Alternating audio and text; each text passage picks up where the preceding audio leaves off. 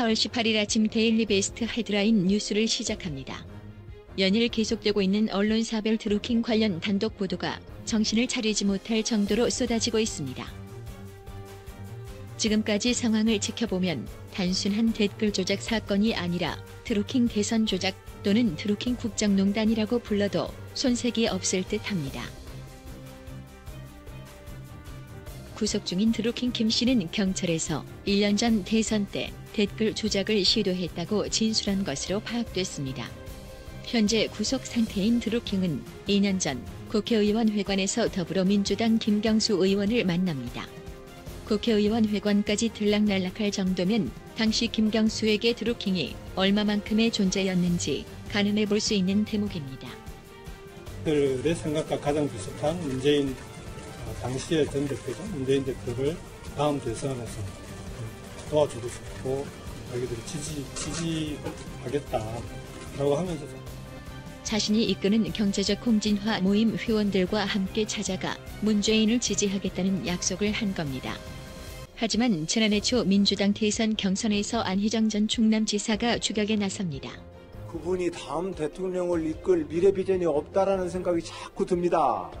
그러자 김 씨는 여론 조작을 검토합니다. 김 씨는 경찰 조사에서 안희정 충남지사의 지지율 상승을 보고 여론 조작을 시도하려 했다고 진술한 것으로 알려졌습니다. 댓글 추천수 조작 당시 민주당 당원이었던 김 씨가 지난해 대선 전국에서 문재인에게 유리하게 댓글을 조작했을 것으로 추정되는 정황이 구체적으로 나온 겁니다. 여러분 혹시 경인선이란 조직 기억하시는지 모르겠습니다. 경인선이란 경제도 사람이 먼저다는 뜻으로 민주당 외곽 조직의 이름입니다. 이 경인선 조직은 지난 민주당 대선 후보 경선 당시 문재인 후보를 지지했는데 이 조직은 드루킹이 활동을 주도한 것으로 알려졌습니다. 지난해 4월 서울 고척돔에서 열린 더불어민주당 제19대 대통령 후보자 마지막 순회 경선. 문재인 후보가 대통령 후보로 선출되었음을 선포합니다. 객석 곳곳에 남색 머플러를 양손에 든 문 후보 지지자들이 있는데 머플러에 경인선이라는 글자가 눈에 띕니다. 경제도 사람이 먼저다의 줄임말인데 당시 김정숙도 이들을 보고 호응합니다. 경인선에 간다. 그런데 이 경인선 활동 역시 드루킹 김모 씨가 주도한 것으로 알려졌습니다. 김 씨는 드루킹의 추천 사이트라며 경인선 블로그를 홍보했는데 지난해 12월엔 대선 경선 당시 함께했던 1000명의 경인선 동지라고 언급하기도 했습니다. 또 김정숙이 등장한 경인선 동영상을 자신의 SNS에 올리며 경인선 모임을 문재인의 가장 날카로운 칼이라고 치켜세웠습니다. 한편 문재인 관련 미담과 안희정 전 충남지사 옹호글 등이 있던 경인선 블로그는 최근 폐쇄됐습니다. 이 정도의 활약이면 김 씨가 왜 오사카 종영사 같은 큰 청구서를 내밀었는지 이해가 되는 대목입니다. 경인선에 간다.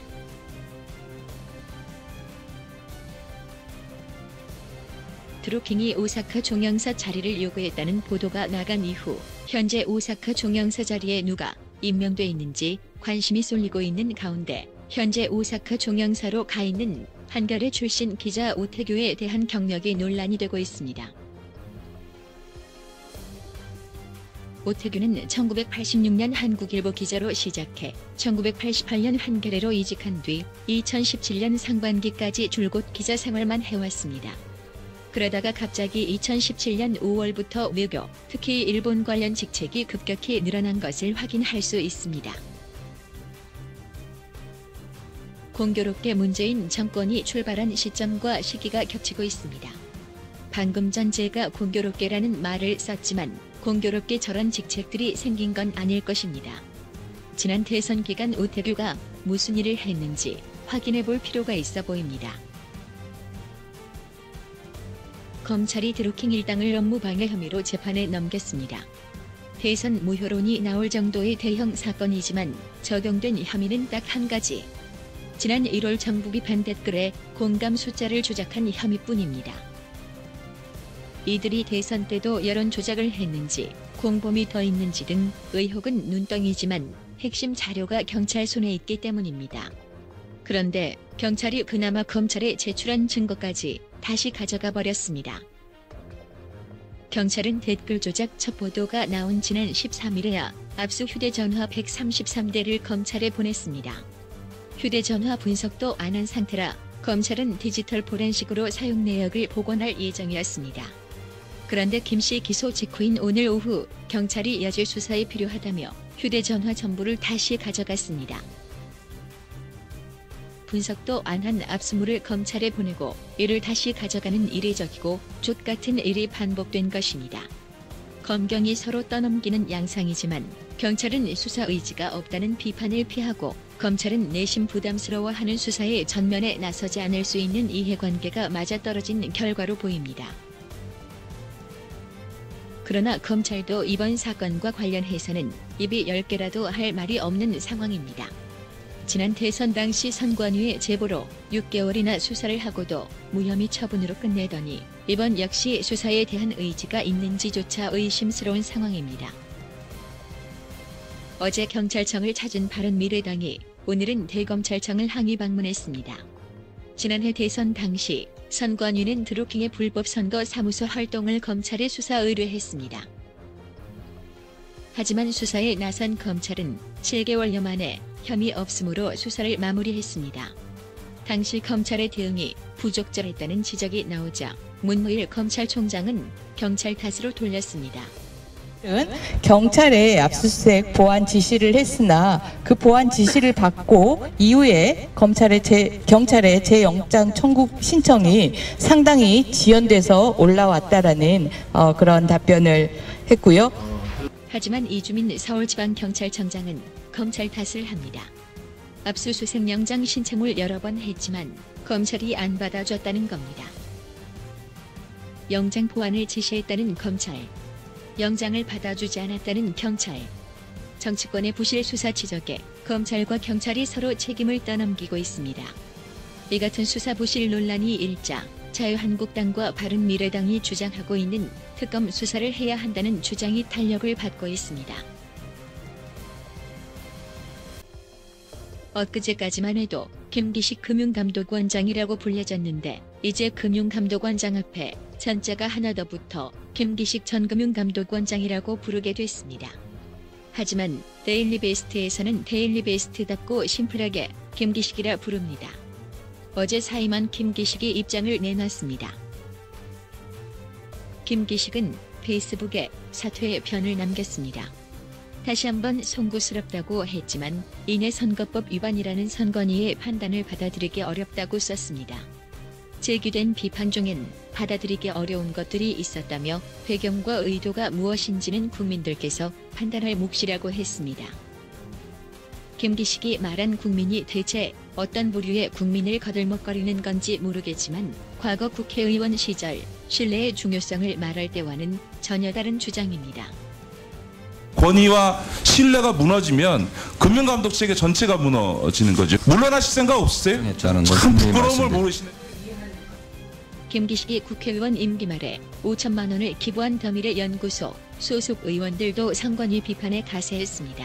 야당의 정치공세 등 사안이 불거지자 이제야 위법 해석을 내리는 것은 중앙선관위 스스로 본인들의 직무유기를 인정한 것에 지나지 않습니다. 이번 김기식 사태의 핵심 문제는 피감기관에서 후원을 받았다는 뻔뻔한 그거하고 이름 모를 여비서와 휴가성 외유를 간 거예요. 그리고 여비서가 가능하지도 않은 가당치도 않은 고속승진을 했다라는 거. 요 두 개가 핵심이에요. 그럼에도 불구하고 이게 무슨 5천만 원 셀프 후원 때문에 사퇴한다는 거, 그런 거에 여러분이 현혹되시면은 절대 안 되는 거예요. 혹여나 여러분이 자꾸 이런 거에 현혹되시면은 이 김기식이가 차 타고 검찰청으로 갈 걸 갖다가 그냥 차 돌려갖고 집으로 가게 생기는 거예요.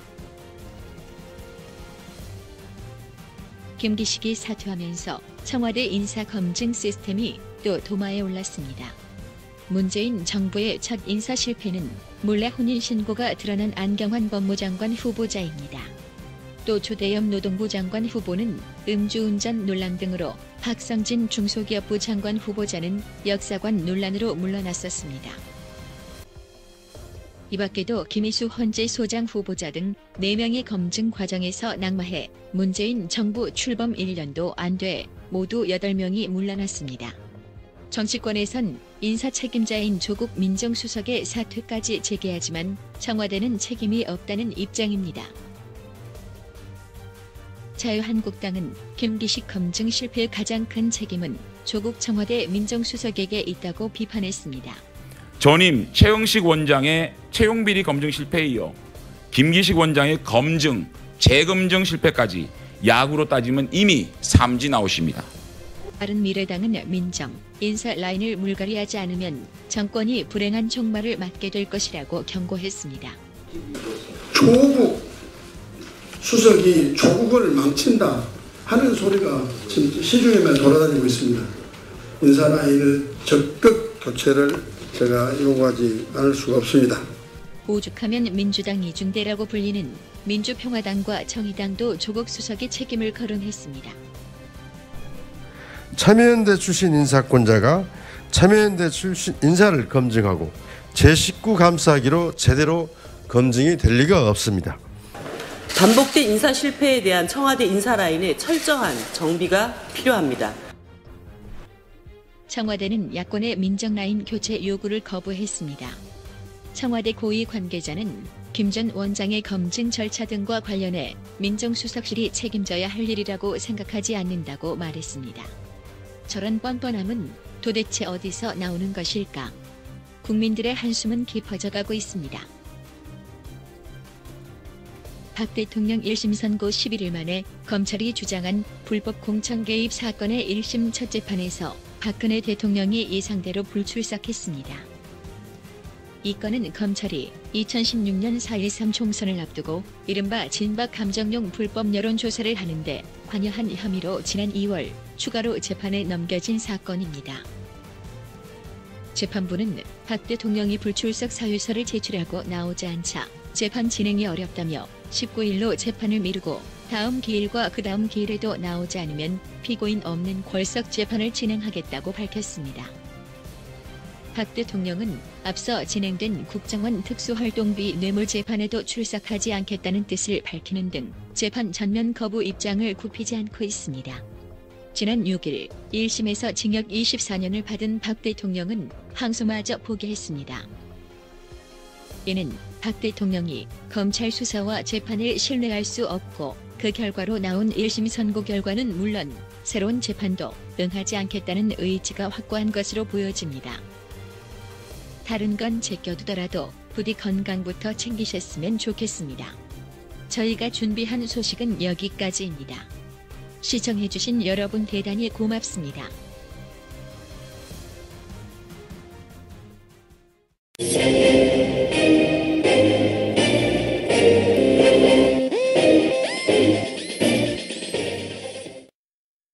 데일리 베스트는 여러분의 소중한 구독료로 운영됩니다. 여러분의 월 10,000원 자발적인 구독료 참여를 기다립니다.